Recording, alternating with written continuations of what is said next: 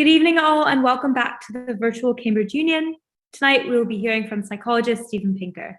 Steven Pinker is a cognitive psychologist whose work focuses on visual cognition and psycholinguistics. He has contributed strongly to the popularization of science by notably authoring several books on psychology, such as The Better Angels of Our Nature and Enlightenment Now. Steven Pinker was listed in Time's Most Influential People of 2004 and in Foreign Policy's 100 Global Thinkers for multiple years over the past 2 decades. He is currently a professor of psychology at Harvard University, and he will be giving a speech entitled Progress and Enlightenment in the 21st Century. Without further ado, give it up for Professor Steven Pinker. Thank you very much. Any presentation on progress and enlightenment has to begin by answering the question, what is progress? And I don't think it's as controversial a notion as one might think. I would define it as improvements in human flourishing. What do I mean by human flourishing? Well, it has a number of dimensions, including, whoops, sorry about that. There we go. Let me just adjust this. Apologies, but you're all used to Zoom interruptions over the past year. There we go. Dimensions of human flourishing, which would include life, health, sustenance, prosperity, peace, freedom, safety, knowledge, leisure, happiness. If they have increased over time, I submit, that would be progress. Well, let's go to the data, beginning with the most precious thing of all, life.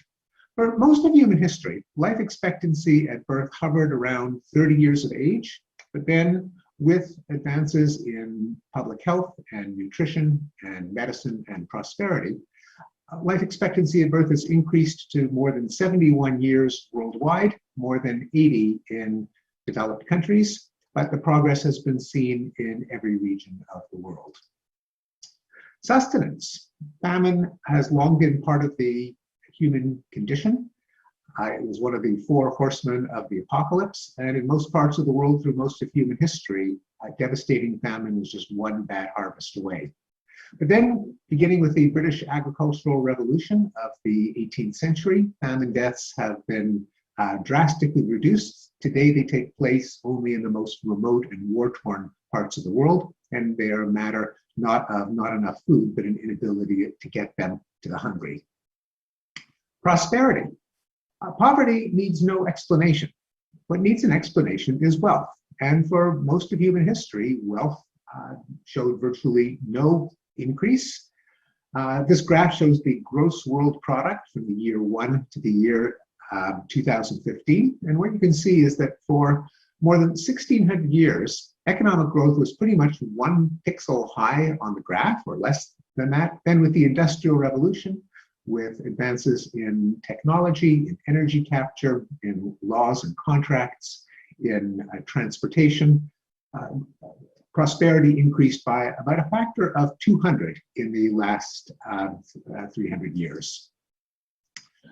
Now, this would mean little if all of the gains went to the proverbial 1%, but in fact, the worldwide growth in prosperity has decimated the rate of extreme poverty. By the current standards projected backwards, about 90% of humanity lived in a state of extreme poverty 200 years ago. That has been reduced to less than 9%, and it continues to fall, with some setbacks, as with a number of measures of human flourishing with the COVID-19 pandemic, but as I will discuss later in the talk, almost certainly to be reversed soon. Now, within developed countries, of course, inequality has increased, even though inequality globally has decreased among countries. But it doesn't mean that rich countries have become increasingly callous toward the plight of the needy, toward children and the poor and the elderly and the sick. Quite the contrary. For most of European history, developed nations devoted perhaps 1.5% of their GDP to social spending, to medicine and education and welfare. During the 20th century, every developed country went on a massive expansion of social spending, so that today, the median OECD country redistributes about 22% of its wealth. Peace. For most of human history, the natural state of relations between empires and large countries was war, and peace was just a brief interlude between wars. Then, after the worst war of all time, World War II, even in the years after World War II, battle deaths per 100,000 world population were about 20, but in something of a downward roller coaster, but one with an unmistakable downward trajectory. Wars of all kinds have become shorter and less frequent and less lethal. There were peaks for the Korean War, the Vietnam War, the Iran-Iraq War, and the Syrian Civil War, but the overall trend is unmistakably downward. Freedom and rights. We've all read about the threats to democracy in countries like Turkey and Russia and Hungary and indeed the United States. Nonetheless, despite these threats, the world has never been more democratic than it has been in the past decade. This is a graph of relative democracy versus autocracy for the past 2 centuries.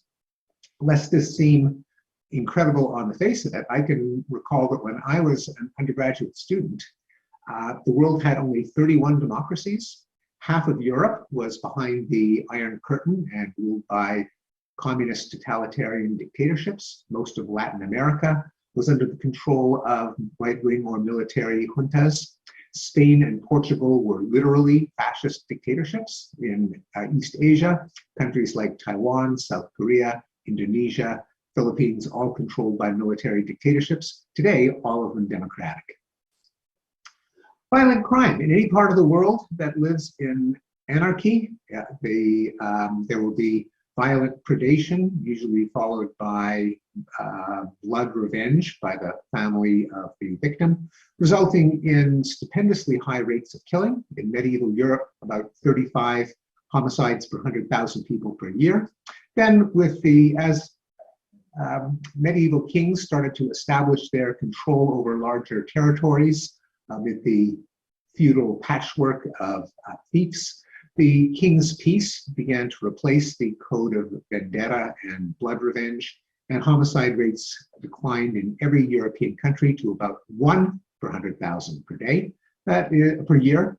That is a process that gets replicated in any part of the world in which remote frontiers come under the control of centralized governments, and the code of vendetta is replaced by the rule of law and a police force and system of justice. It then happened in colonial New England. It happened in the American Wild West. And even in countries that remain relatively violent today, such as Mexico, they were 5 times as violent a century ago. It's not just homicide that has seen declines in violence, but violence against women, including rates of rape and domestic violence, which have fallen, these are data from the United States, by about 75% in the last 40 years.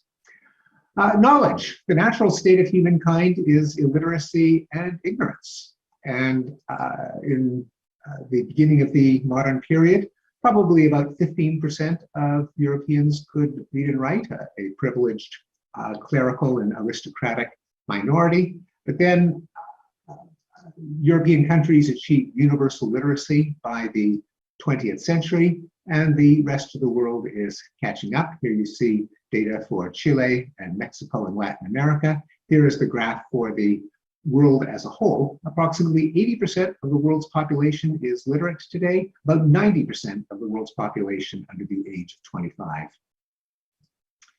Well, does any of this increase the quality of our life?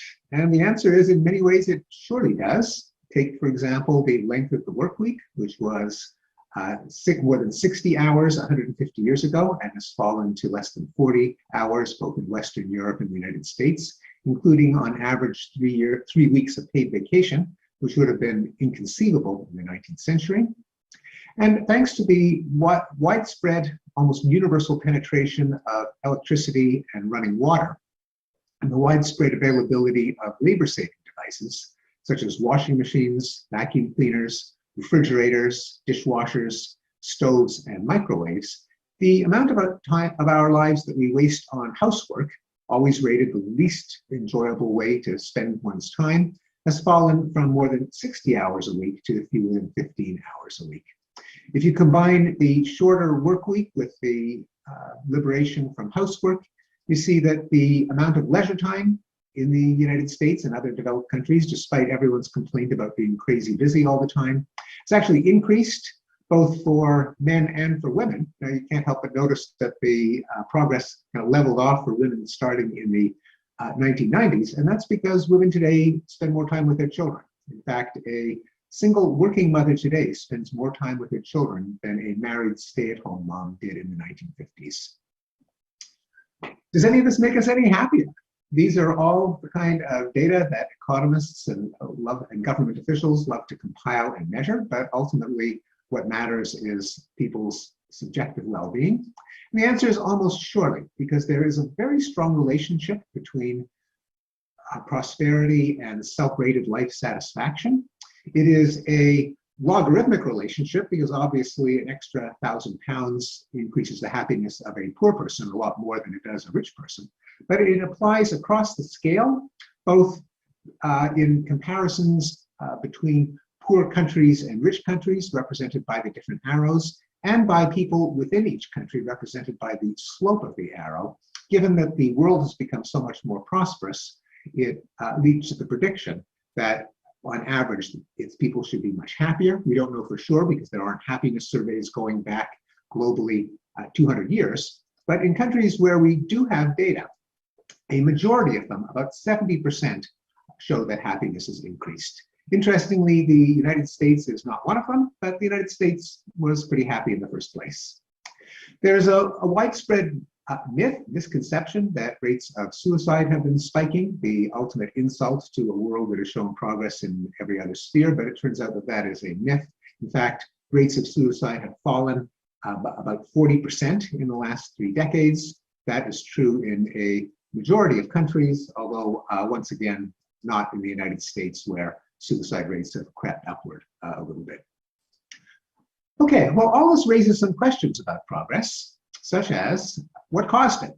I don't believe that the universe has any mystical force that carries us ever upward. Quite the contrary, the universe looks like it's trying to grind us down. Things fall apart, entropy increases, diseases appear, food rots. What I argue caused progress in my book that has progress as the last word in its subtitle is the application of reason and science to humanistic goals, that is, making people better off. As opposed to, and you might say, well, who could be opposed to reason, science, and humanism? And the answer is a lot of people, because there is the alternative that our morality comes from religious scripture and commandments. There is our recurring waves of popularity of authoritarian nationalism and populism. There are reactionary ideologies that want to get back to a golden age instead of looking forward to progress in the future.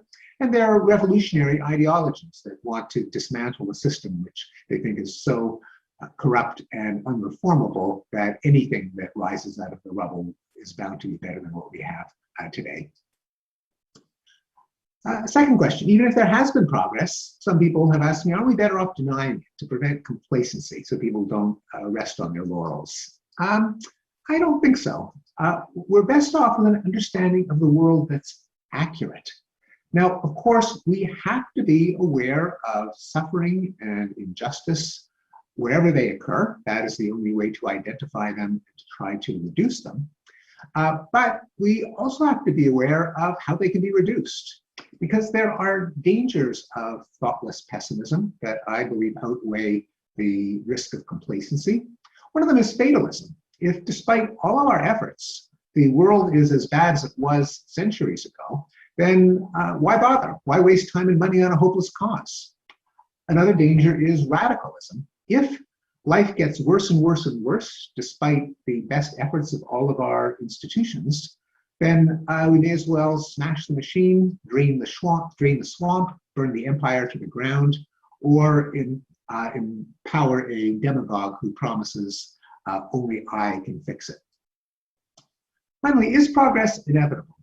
And the answer is, of course not. Progress does not mean that everything gets better for everyone, everywhere, all the time. That would not be progress. That would be a miracle. And progress is not a miracle.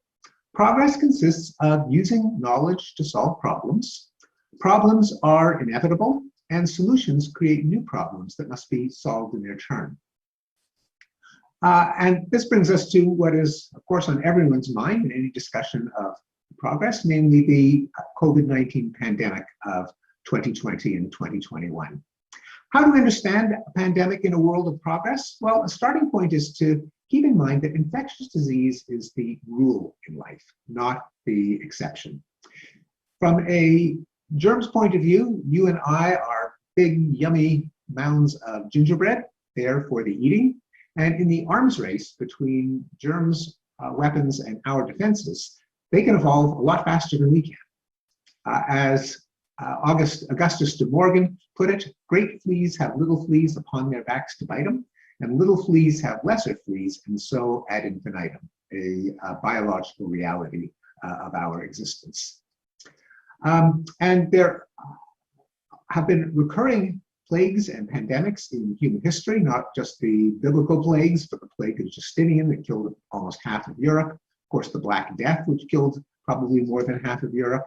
The colonization of the Americas by Europe, which resulted in the deaths of 90% of the indigenous population. The third plague pandemic in China and India. The smallpox multi-millennial pandemic killed 300 million people in the 20th century alone. And of course, a year ago, the Spanish flu pandemic killed 50 million. HIV/AIDS has killed 32 million so far. In comparison, oh, sorry, this slide is obsolete. It is past 3 million now, and it will surely grow higher, but less than those of historic plagues in a world that has many times more people. And there's no question that pandemics set back progress. Most of the measures that I have shown. This graph, for example, shows life expectancy at birth with a big notch. The first time I saw this graph, I thought this is the tragedy of war. We're seeing the results of World War I. This is what we're seeing here is the Spanish flu, much more destructive than even the First World War. But it is a notch, and the world recovered with biomedical technology, a fraction of what we have today. Likewise, in sub-Saharan Africa, you may or may not have noticed that there was a notch in the climb of life expectancy. This is the tragedy of HIV/AIDS in Africa. But once again, with the availability of antiretroviral drugs, the progress toward increased longevity resumed. How do we defend ourselves against infectious disease? Why aren't we all dead? Well, we have evolutionary defenses like an immune system, sexual reproduction, which means that our children are not clones of ourselves. The emotion of disgust, which causes us to recoil from the major vectors of infectious disease. Xenophobia, a primitive and tragic defense. But thanks to reason and science, we have increasingly effective defenses, namely reason, science, and humanism. Even before the COVID-19 pandemic, the rate of death from infectious disease in the developing world has been sinking. The 5 major killers of children in the developing world, pneumonia, diarrhea, malaria, measles, and HIV/AIDS, have all been in decline. And as we know, and as particularly apparent in the UK, reason and science are working. The pathogen was identified in days. Its DNA was sequenced in a week. First vaccines tested in 4 months. 2 shown to be effective in 9 months and deployed on a large scale within 10 months, already in the more fortunate countries, bringing the rates down. This graph shows how long it took throughout history between the appearance of a disease and the development of a effective vaccine. 3,300 years for smallpox and for polio, 5 months for Ebola, and only 4 months for COVID-19. So let me wrap up with some conclusions about progress. Progress is a real phenomenon. It is not a matter of looking on the bright side, of seeing the glass as half full. It is there to be seen in the data. The data didn't have to be that way, but when we look at them, we discover that they are. To be specific, our lives are longer, healthier, richer, safer, smarter, freer, fairer and happier than those of our ancestors. Unquestionably, terrible problems and threats remain. Progress is not the same as perfection, but the existence of problems today does not mean that there has been no progress, because the problems of yesterday were worse. As Franklin Pierce Adams put it, nothing is more responsible for the good old days than a bad memory. And we have to keep in mind that progress is unnatural. It is the result of applying knowledge to enhance human flourishing. It can continue if we remain committed to reason, science, and humanism, and if we don't, it may not. Thank you. Thank you so much, Professor Pinker, for that speech. Lots to think about, especially ahead of our debate tomorrow. I want to introduce now our expert interviewer for the evening, Leora Zmigrod. She's a research fellow at the Department of Psychology and Churchill College, and recently listed on the Forbes 30 Under 30 in Science and won the UK's Women of the Future Science Award. She was also awarded the Glushko Prize by the Cognitive Science Society and the 2020 Young Investigator Award by the European Society for Cognitive and Affective Neuroscience. She completed her BA and PhD at Cambridge as a Gates Scholar and has spent time as a visiting research fellow at Stanford, Harvard, and most recently at the Paris Institute for Advanced Study as the Grady Myrtle Junior Chair in Brain, Culture, and Society. I'm now going to pass this on to Leora, who will be interviewing Professor Pinker. Just a reminder to submit your questions at the link in the bio provided. Thank you, and it's a pleasure to be here talking to Professor Pinker today. So to start us off, I wanted to talk about the tension between the myth of decline and the reality of progress that you highlight. And I was wondering whether you feel that in some ways the myths of decline react to or build on realities of progress in any way, perhaps in reactionary ways, and vice versa, whether our realities respond to the myths of decline and inequality. I think that there certainly is value in that observation, indeed. That for one thing, with progress, our standards rise, and we can mistake that for conditions sinking. We raise our sights, and that is a good thing. That is one of the drivers of progress. We don't tolerate things that were acceptable a century or even several decades ago. But it means that we're always looking at the remaining areas to fix, sometimes in a good way, sometimes as in what's sometimes called first world problems. We can be kind of spoiled. We treat minor setbacks as legitimate causes of trauma, and we can, I think, more perniciously denigrate the institutions that deserve credit for the progress. We can forget that liberal democracy is a really good thing. It's much better than the alternatives for all its flaws.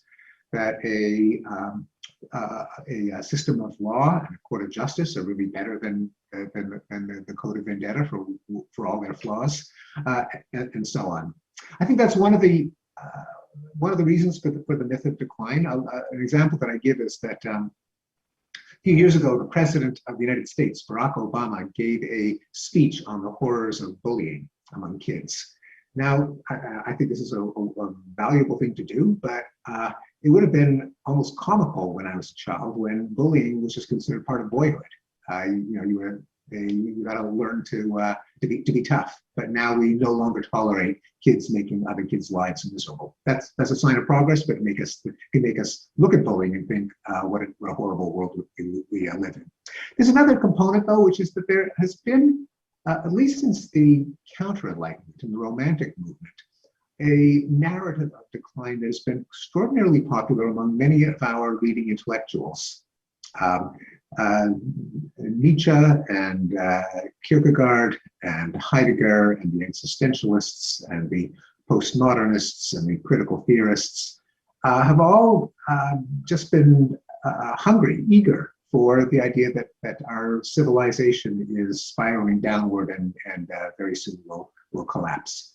As some historian put it, the world has been coming to an end for a very long time indeed. And it's an interesting phenomenon in the sociology of knowledge, the sociology of intellectuals, why there seems to be such cachet, such prestige in saying that society is getting worse. We're going to have cynical hypotheses. As Hobbes put it, competition of praise inclineth toward a reverence toward antiquity, for men compete with the living, not with the dead. To criticize the current state of the world is a backhanded way of criticizing your professional rivals. And do you think that, in a sense, criticizing the past is, criticizing the present and glorifying the past is a way for ideologies to prosper and to kind of gain adherence by using those myths of decline as motivations to come together around certain causes that might seem utopian, that might seem ideal? Indeed, yes, very, very much so. And that can happen on different parts of the political spectrum. Certainly the American version of authoritarian populism, as exemplified by our ex-president, was, of course, that it used to be better. Make America great again. His infamous inaugural address was about carnage and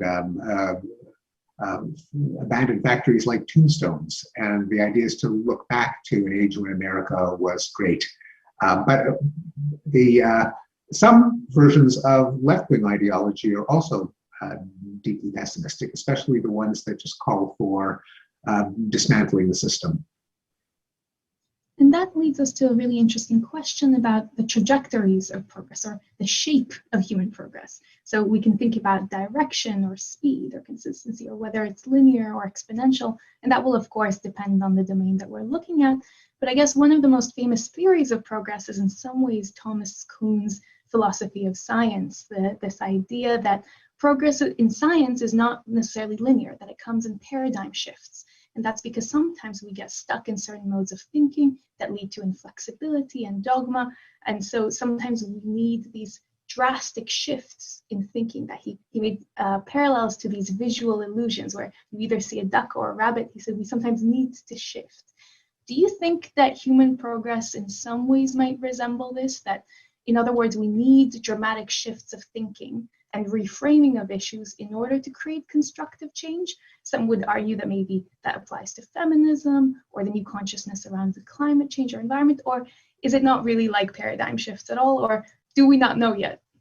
Yeah, I suspect it's heterogeneous, that there is no law of what the trajectory of progress is like, linear, it's certainly almost never linear. Not even monotonic, because there can be, and often are, setbacks. Certainly in any measure of violence, the curves always have kinks, sometimes horrific ones, like the 2 world wars, and in violent crime. Almost every developed country went on a spree of violent crime in the 60s, 70s, and 80s. There can be economic growth has tended to be exponential, so much so that we kind of take it for granted that we expect that growth should be a certain percentage of existing prosperity.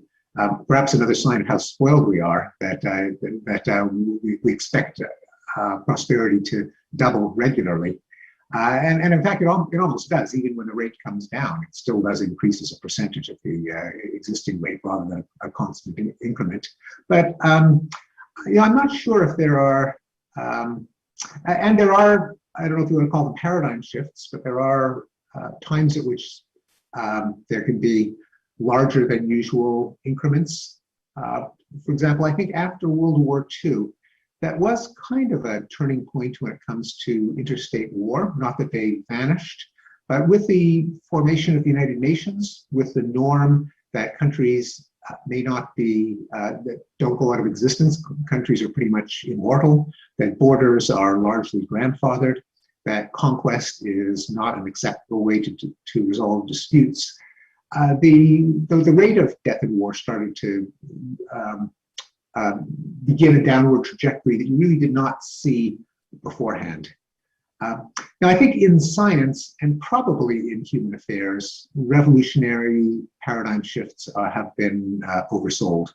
In science, we have seen that with the replication crisis in epidemiology and social psychology and genetics, that often that it's not so terrible to stick with a textbook consensus, because that's a Bayesian prior. That means that any evidence that would seem to overturn it really rationally ought to be scrutinized. That the frequent claims of overturning the apple cart mean kind of tossing out the Bayesian priors, and that may not be a route to greater knowledge. And we also see that really radical revolutions in human history generally make things worse. Certainly the Russian Revolution led to half a century of totalitarian repression and economic stagnation. The Chinese Revolution was an unmitigated disaster. The French Revolution led to 2.5 million deaths, then Napoleon with another 4 million deaths, and ultimately the restoration of the monarchy. Even the American Revolution, as a Canadian, a country settled by refugees from the American Revolution, I kind of wonder if all of the deaths and the precedents of violence even set by the American Revolution were necessarily the way to go compared to the much more civilized way that we Canadians did it. That's right, yes. Revolutions inherently involve a lot of destruction and violence, if physical, if not conceptual or metaphorical. And I guess in your works, both in Enlightenment Now, but also in your other works, there are these themes of progress, but also discussions of evolution. And those are in many ways separate, but you do use a lot of evolutionary concepts in your work in order to help us understand human nature, instinct, language, reason.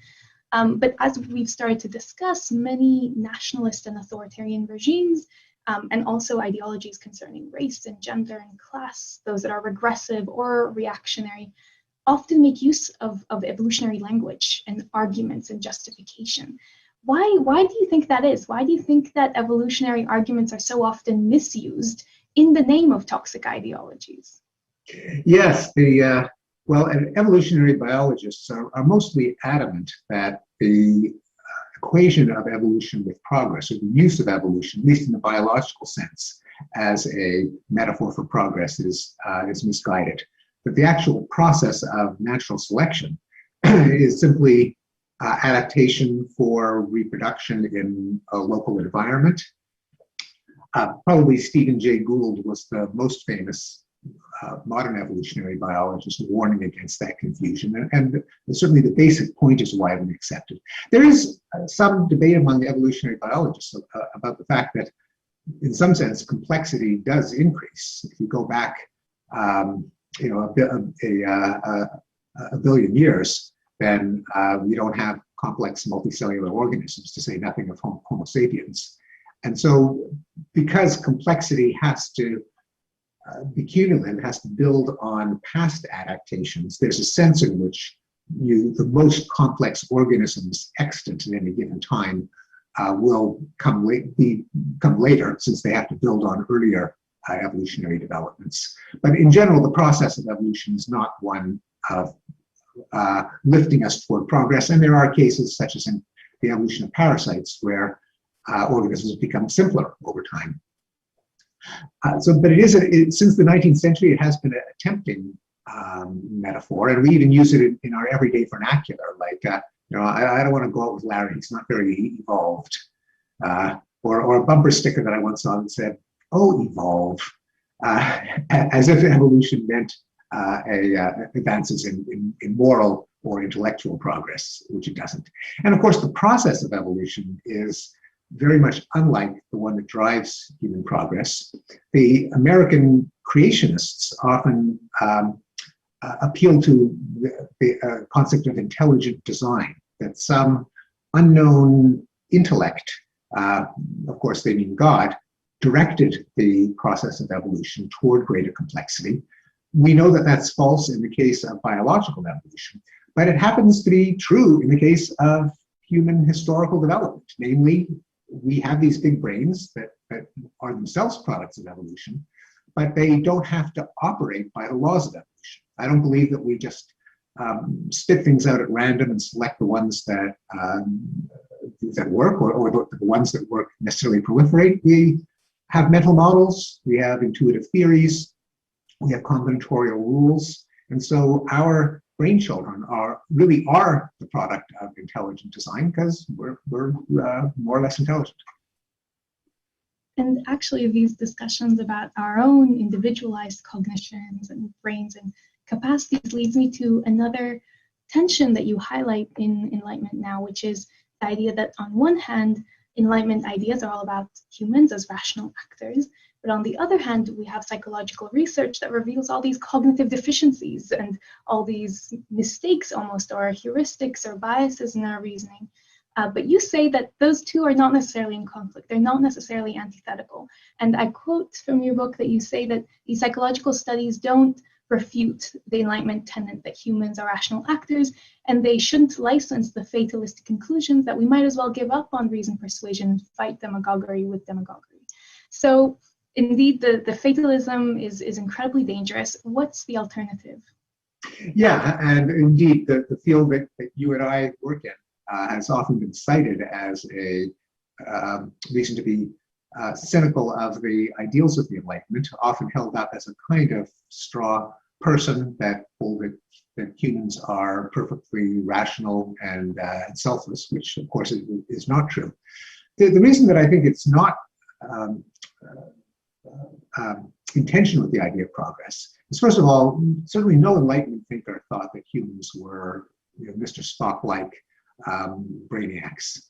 It was the Enlightenment thinkers like Adam Smith, like David Hume, like Spinoza, like Kant, who themselves were precocious psychologists, and they were intrigued by a number of the limitations of human cognition.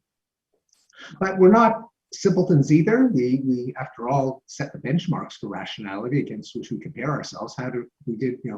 Reverend Bayes did invent his theorem against which we say humans don't measure up. And so, he had to have some rationality to come up with it. And we have to have some rationality to teach it and understand it and compare human performance to it. So it won't do to say humans are irrational across the board. I think the resolution to this puzzle, how can we be both so smart enough to have discovered so much in science and to have led to so much prosperity, but as we cognitive psychologists point out, saddled with a lot of biases and irrationalities, is the institutions we've developed. Institutions like science with peer review and the demand for empirical testing, like journalism with the notion of freedom of the press and editing and fact-checking, like government and the notion of checks and balances so that one person's ambition counters another. Whenever you see progress, despite obvious human infirmities, it's because we've set up the rules of a game that make us collectively more rational than any of us are individually. That's how I think it's resolved. This is getting ahead of myself, that's the topic of my next book called Rationality, which will come out this fall. That's great. And actually, this discussion of the fact that really progress, like you said, is not natural. It's something that we've created through science and reason. And one of the movements that you cite as really important and also constructive for our future is humanism, right? As that is an important way for us to think about how we relate to one another, how we relate to ourselves. And without going into specifics necessarily, recently you expressed disappointment with how some of humanism is practiced and in the real world. And in some sense, sometimes it feels that humanism and liberalism can turn in on themselves in the quest to be sensitive and liberal. Do you think that's a problem with humanism and liberalism internally? Or is that a problem with our contemporary age of moral outrage and condemnation and how it's practiced? An interesting question, yeah. And I suspect that it might be some of each, that any organization has the vulnerability of being captured by its most extreme members. And today, with the spiral of preemptive denunciation, denounce lest you be denounced first. That may be a pathology that some of our institutions are particularly vulnerable to. And you know, as you note, I've had a somewhat public disagreement, let us say, with the American Humanist Association. So far, the British humanists seem to be okay, but there is a danger in any institution that there are probably pathologies that institutions are always vulnerable to, and it would be interesting if there was a kind of scholarly or even scientific study of what are the directions that institutions tend to move in. Yeah, sometimes it's difficult once you institutionalize something, it suddenly starts having pathologies, like you say, that it wouldn't have in its more philosophical form. But also we need those institutions in order to bring people together around important ideals that move humanity forward. There is the phenomenon of the narcissism of small differences, perhaps best depicted in Monty Python's The Life of Brian, when the Popular Front for the Liberation of Judea goes to war against the Popular Judean Liberation Front. And the splintering of organizations into ideologically more extreme alternatives. But anyway, I agree with you, it's a profound question. Yeah, and I actually, one of the insights that I really like from the book is where you note that actually the beliefs that signal our loyalty to groups are usually the most preposterous ones, right? So reasonable beliefs don't necessarily signal our loyalty or our allegiances, but preposterous ones, almost irrational ones, definitely are great markers for identity. And I guess this is also linked, you're an important scholar in the context of language, and language has always been social and political, and it's a reflection and consequence of our thoughts and our inherent social nature. So it's always going to be tied to questions of identity and how we understand ourselves and one another. Do you think that the language of identity is being now excessively politicized, or are these conversations that we need to be having?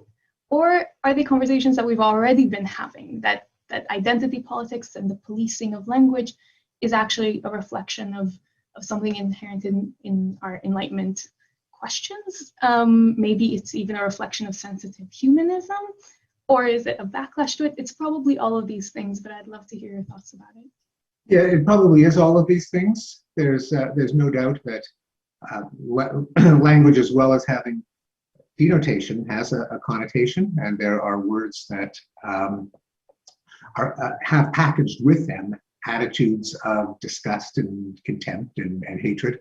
I have a chapter in my book, The Stuff of Thought, on taboo language, swearing, blaspheming, and so on, which has switched from religious themes to sexual and scatological themes, and now by far is concentrated on racial themes.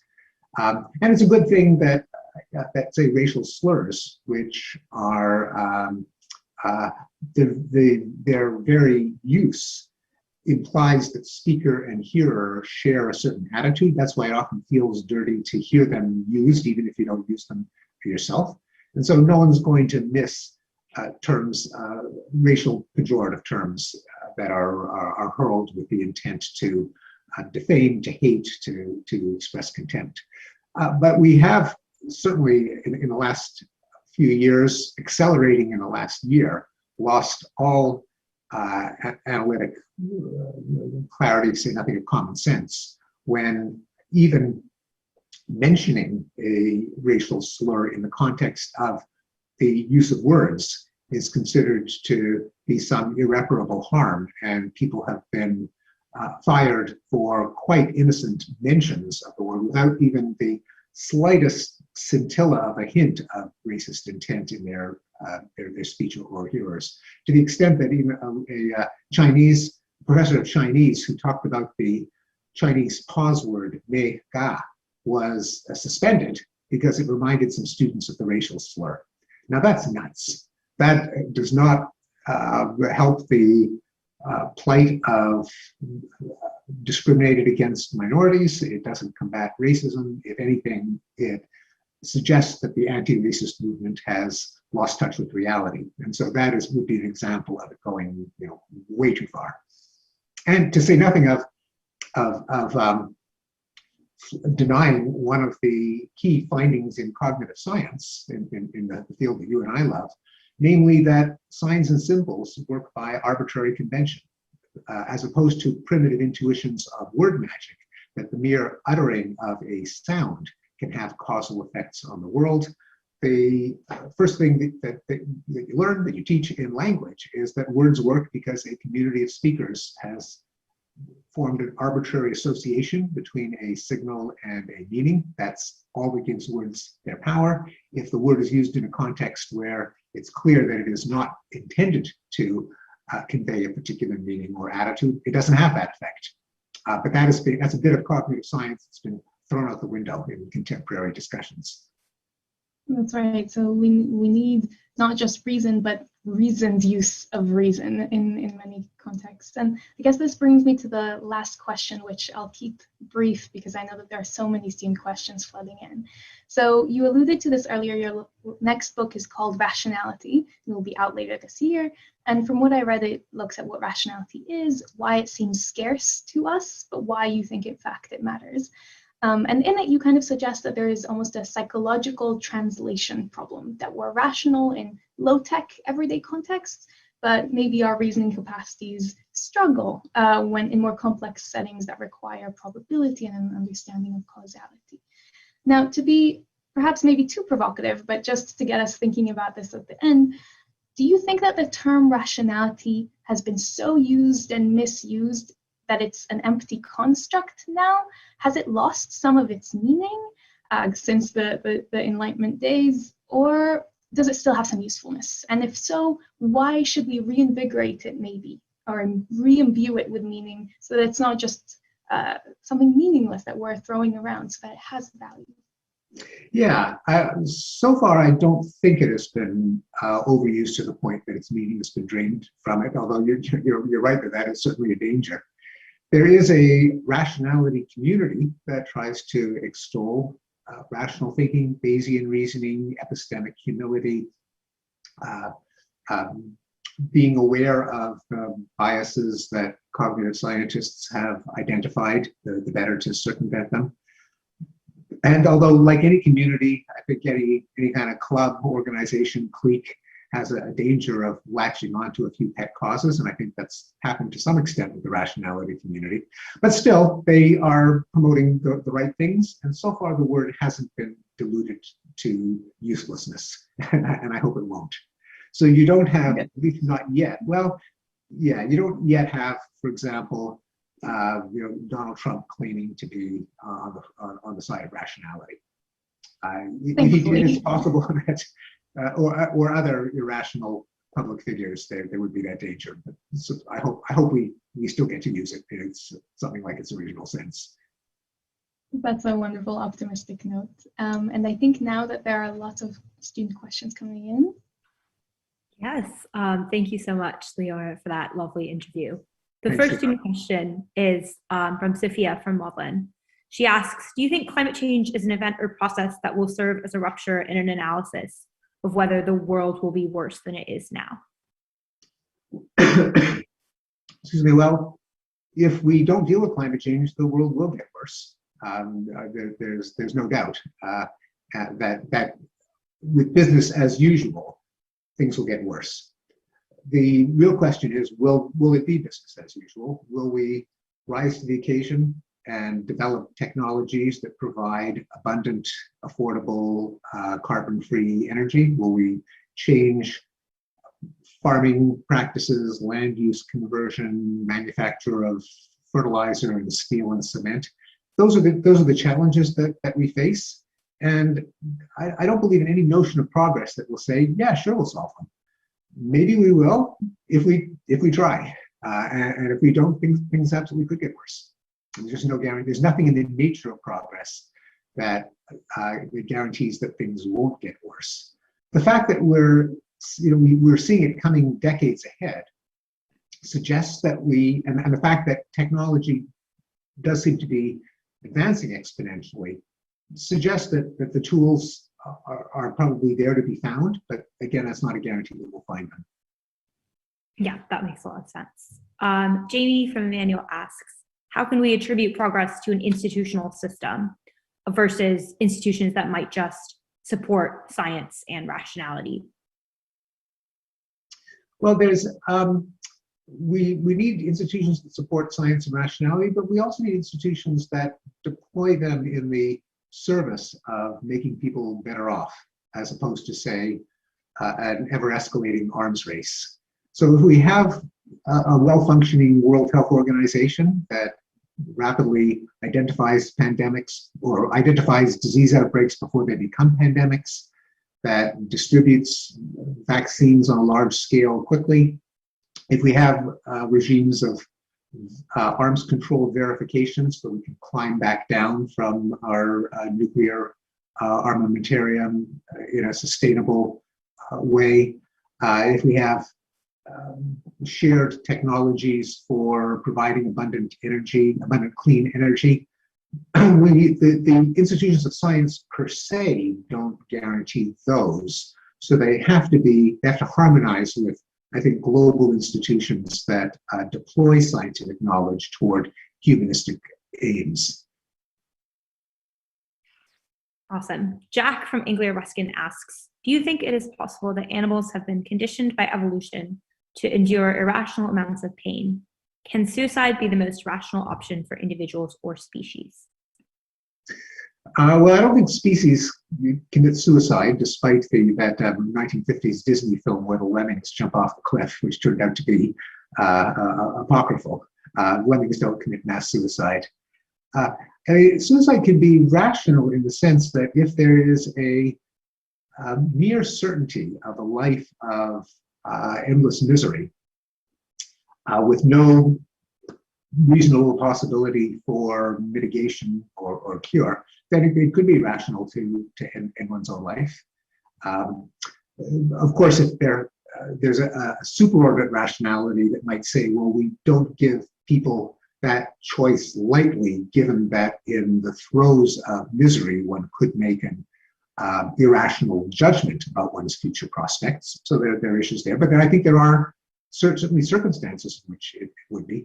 I don't know if species are fooled. In general, the imperative in evolution is stay alive, or at least stay alive long enough to reproduce and make sure that your children stay alive. And organisms do face the trade-off of their own survival versus reproduction.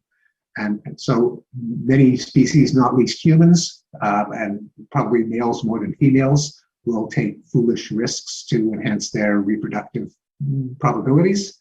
That is part of evolution. But the overall goal is certainly not to deliberately take one's life, though that can be rational in that very narrow circumstance that I mentioned at the outset.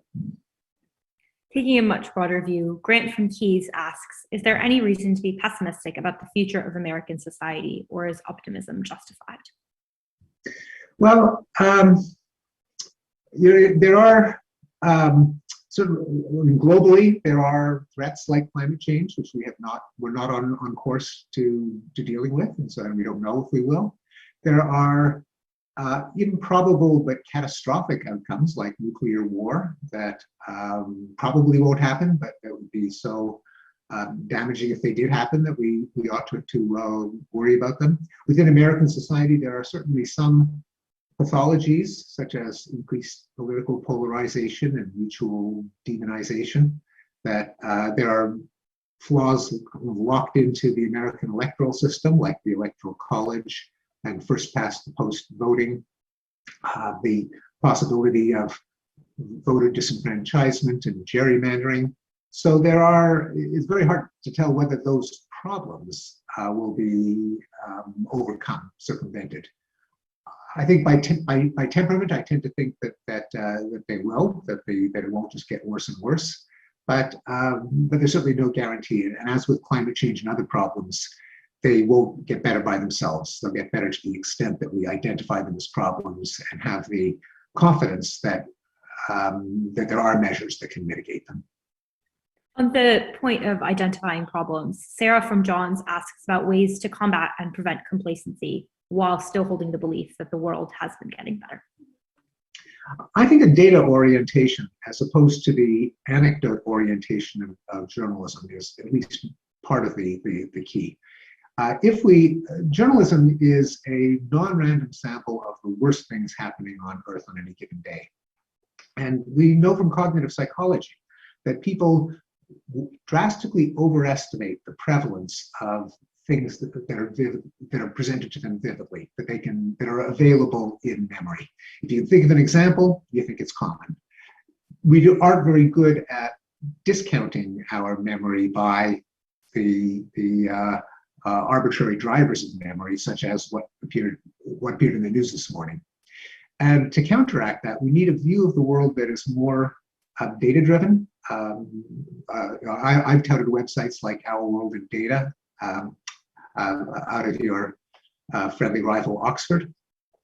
But also, I think that the news sections of news sites and papers should take a leaf out of the book of the sports and weather and business sections and have something more like a dashboard of indicators of the world.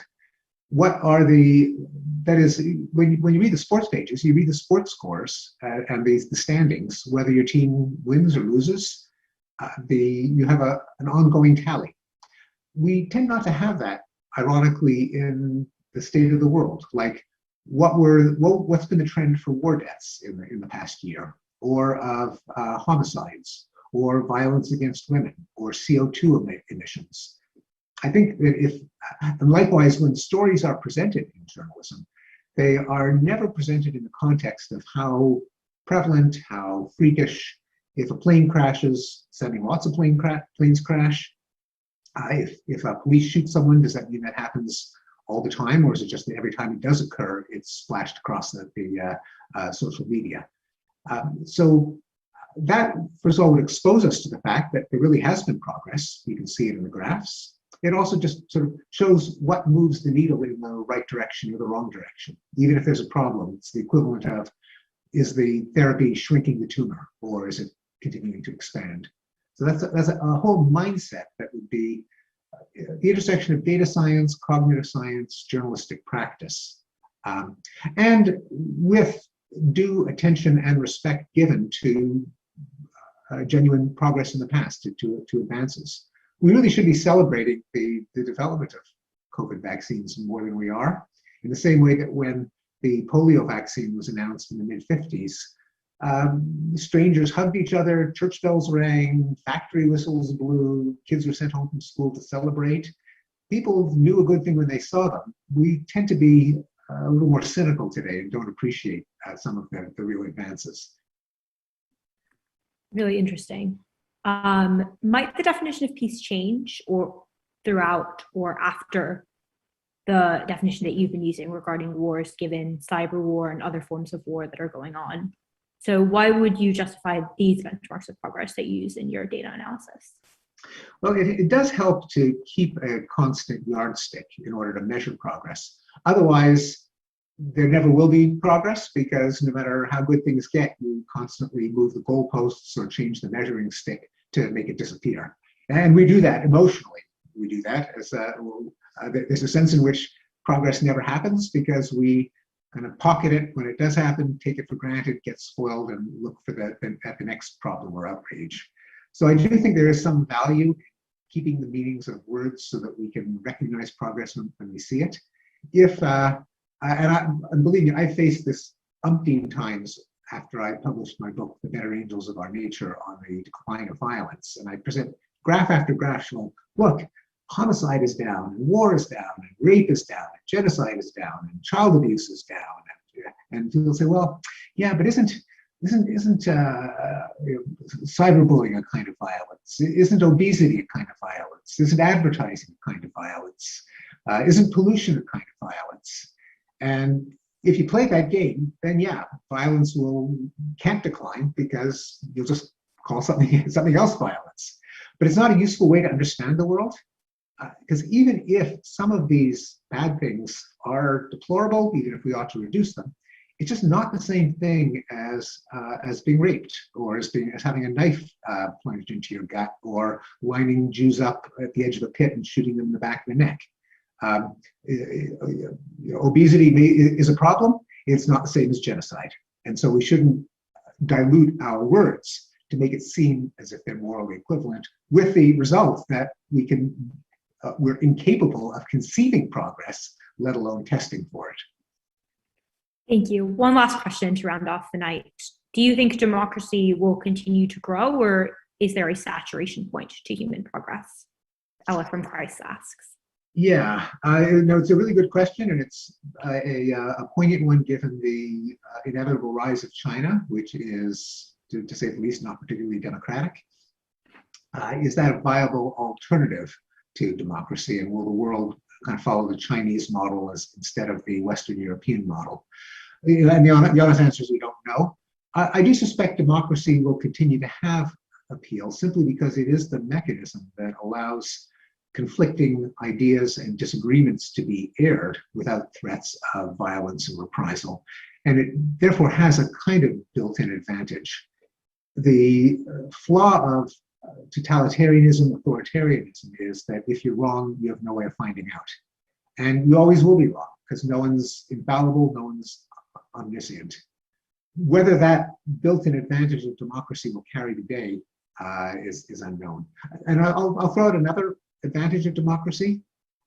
People really like freedom.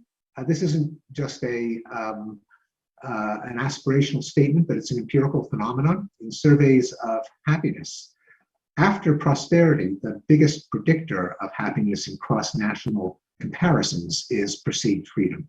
People holding GDP per capita constant, people in freer countries are happier, suggesting that people really do like freedom and that they'll be, even though, of course, by definition, autocracies squash down that movement, but the movement, I think, will always be around. Thank you so much to you, Professor Pinker, and thank you so much to everybody watching. Just a quick shout out to Leora as well for doing this interview. So this week at the Union, we have our debate on the 2020s on the motion, "This House is optimistic for the 2020s," very topical given this event. On Friday, we're hearing from David Miliband. On Sunday, we have our panel on the farmers' protest. On Monday, we have a panel on class and universities and are hearing from the Italian ambassador to the UK, Raffaele Trombetta. And on Tuesday, we're hearing from Italy Mon and her poetry. Thank you so much to everybody who came, and remember to like and subscribe for more content.